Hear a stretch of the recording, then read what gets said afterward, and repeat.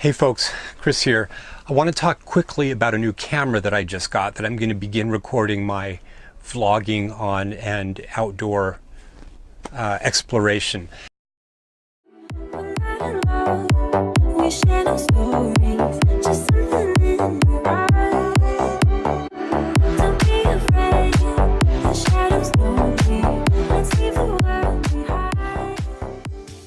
I previously had a Canon T3i and a Sony NEX-T5. Both of those are great cameras. I've recorded my previous video content on those. But I ended up finding that I really needed a different camera that had a couple of features that were found either in the Sony or in the Canon, but both of them I couldn't find all the features in one camera. And I ended up finding everything that I needed in the Panasonic Lumix G7. The Canon T3i that I had is an older DSLR camera, and its still photos are fantastic quality. 18 megapixels, just fantastic. It has an ASPC sized sensor. The Sony has an ASPC sized sensor. In fact, it's specifically an ASPC.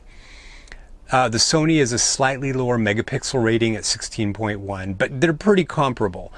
The big thing about the Sony, and why I ended up getting the Sony, was that it does 60 frames a second at 1080p, whereas the Canon is limited to 30 frames a second. The Canon also didn't have autofocus during movies. You had to manually do it. At least I couldn't figure out how to do it. I never got it to do it. And so that was a real bummer. When I was outside wanting to shoot video footage, I was having to manually focus it, and it was difficult. So the Sony has very good autofocusing abilities. What the Sony ended up lacking was a viewfinder. So it's got the little LCD display, but during daylight, I found that it was really difficult to actually see that screen. And even though it was a touch screen, it was a little bit sluggish. But overall, the content that it produced was very good. I really liked the quality of both the video and of the stills. But it lacked a mic input. The Canon had a mic input. The Sony did not have a mic input. And at first I thought, well, I'll just bypass that by recording audio into a professional audio app on my iPhone with my lavalier mic and then just composite it together. And that did sound better, and that's what I have on my first set of videos, but it was a real pain in the butt to do that, and it was just a challenge for reasons I won't go into. So this new Panasonic G7 has all these features wrapped up in one camera. It's got an electronic display that flips out. All three of my cameras flip out so you can see yourself and you can composite your image. Really handy.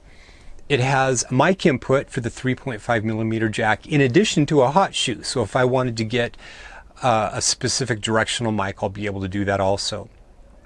And it has really great autofocusing. It does 60 frames a second at 1080p, but the real kicker here is that it also does 4K video. Well, this is a 2015 camera, and that was relatively new at that time.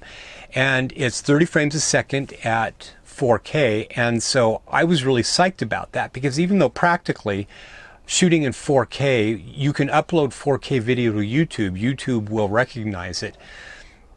Practically speaking, what you can do with that much resolution at that 100 megabit rating is downsample it to get incredibly high quality 30 frame per second 1080p videos. So it ended up being the camera that I've been really excited about. I've only had it for 2 or 3 days now, but so far it's turning out to be great. The one possible downside that I was worried about was that the image sensor size is only about 80% of the size as the ASPC image sensors of the other two cameras. Now, it's still 4 times the size of a typical consumer camera that has a 1 2/3 inch image sensor. So it still is way, way bigger. It's a 16 megapixel image sensor, and my fears have been allayed so far in the content that I've shot with it. The video quality is fantastic. The stills seem really, really good. It probably won't do quite as well in low light conditions, but given the fact that it has a bunch of these other features that I really like, it's fantastic. It's pretty lightweight. I have a gimbal that I haven't gotten to work yet, but it'll fit on the gimbal too.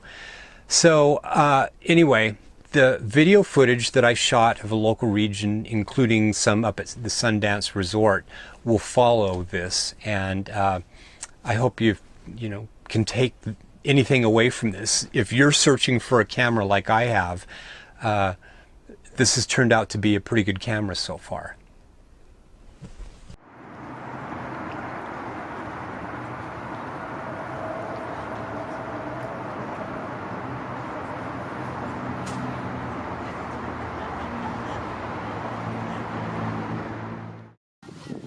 There is something incredibly picturesque about this tree in a park near me.